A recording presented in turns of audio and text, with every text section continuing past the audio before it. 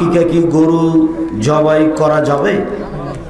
গরু জবাই করতে পারে তার প্রয়োজনে, কিন্তু গরু দিয়ে আকিকা হবে না।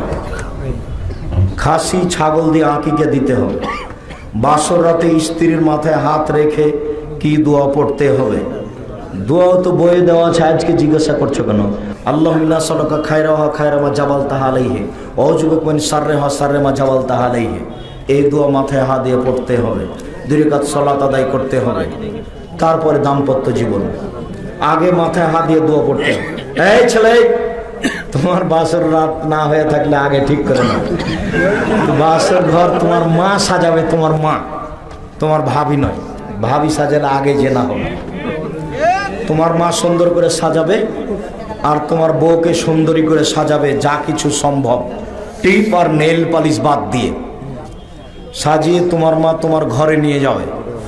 তুমি প্রথমে তুমি আর তোমার বউ দুধ বা শরবত খাবা, মাথায় হাত দিয়ে দোয়া পড়ার পরে শরবত খাবা, তারপরে 2 রাকাত সালাত, তারপরে দাম্পত্য জীবন। জি।